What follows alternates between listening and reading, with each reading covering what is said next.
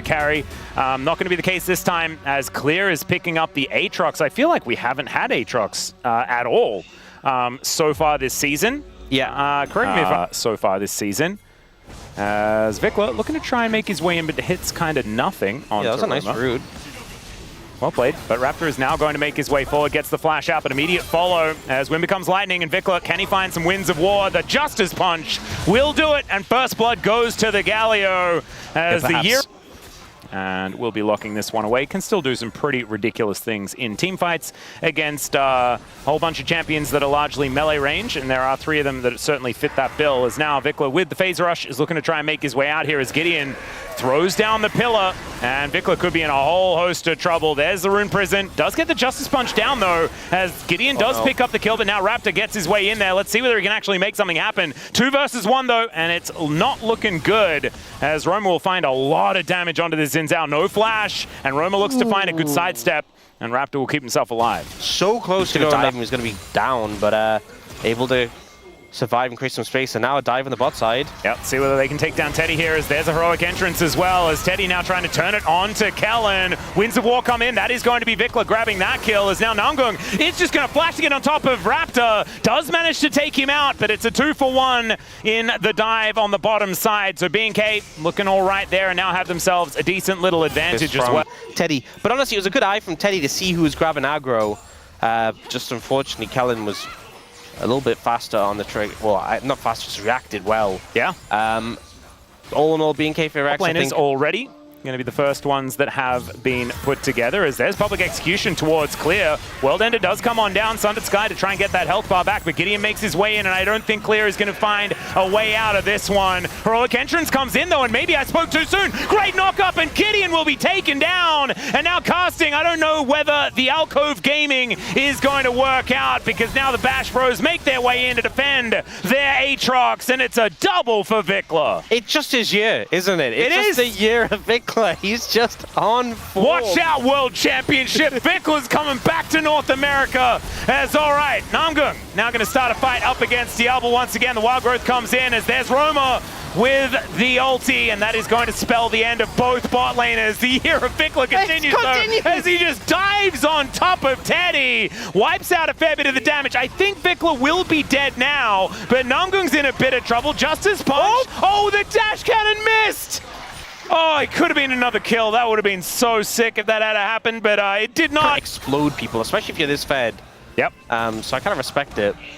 And it is going to be first turret going over to the Bros. They should be able to claim themselves a gold advantage. As you can see, it is teetering back and forth. To Clear once again. Difficult to dive in Aatrox now that he has an item or 2 put together, and now he's looking for an angle here.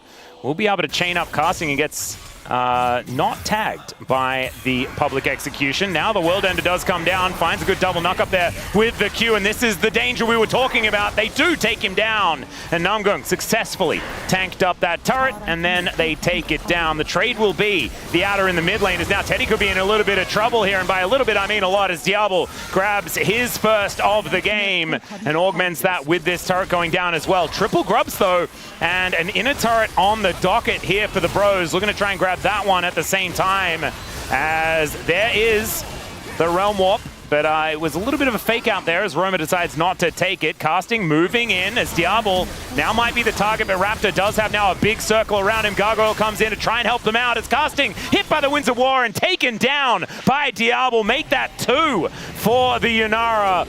And I think that was a little unnecessary from Bro. Like, they were doing the trade. They got top lane tier 2, and I think they were going to be able to defend the tier 2 in the mid lane, even without the teleport from Casting. It was a bit of an overstep, to be honest. Focus on trying to make this happen, but they are being pushed in the mid lane. All right, Gideon wrapping around, looking for Raptor.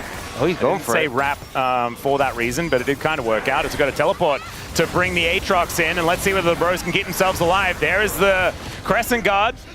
But a little bit of a disengage here by the Bros, and a bit invested at the start of this fight as Vikla gets himself out of there. And now the re-engage, the Quadra Taunt from Vikla as he looks to make his presence known. Vikla trying to get the work done, but already the Lulu goes down. Raptor dead as well, as Vikla so close to going down. And Diablo falls, but Clear is massive. They should be able to take him out, though. The CC is too much, and the Bros stand tall and wipe out BNK. Should just be able to pick up the Baron off the back of this. It looked like a huge engage from Vikla, but I think they just didn't have the follow-up to finish out the fight.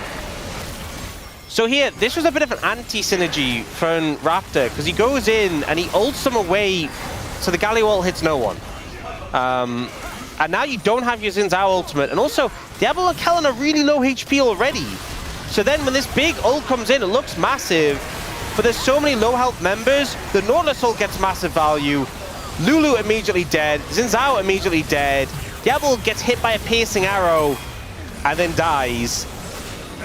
And I think even though it was a hype moment for and in that last fight, it certainly was not able to do much of anything at all. And also just Yunara being able to auto-attack and not being half HP. That is certainly good too. Yeah, so now...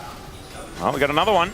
As the Baron still around the Bros, as now Raptor caught out. Good pillar position here from Gideon as Audacious Charge gets Raptor out of the way. As in goes the public execution. Casting though going down so incredibly low. Down goes Vikla though. It may not be his year after all. As the snipe from Teddy's too good. Double kill here for the Varus, and Diablo, not a whole lot he can do, and the hook is going to land. Namgung having such a better day here today compared to their first day out against DK, and they're looking to take this inner turret at the same time. Namgoon's just been on fire. I feel like getting so much value in these fights, but the target selection is so good here, and bro, I mean, this game looks firmly in their control. I mean, last game, it felt like they weren't able to push their advantage, but now with an 8,000 gold lead, look at all these towers they're picking up.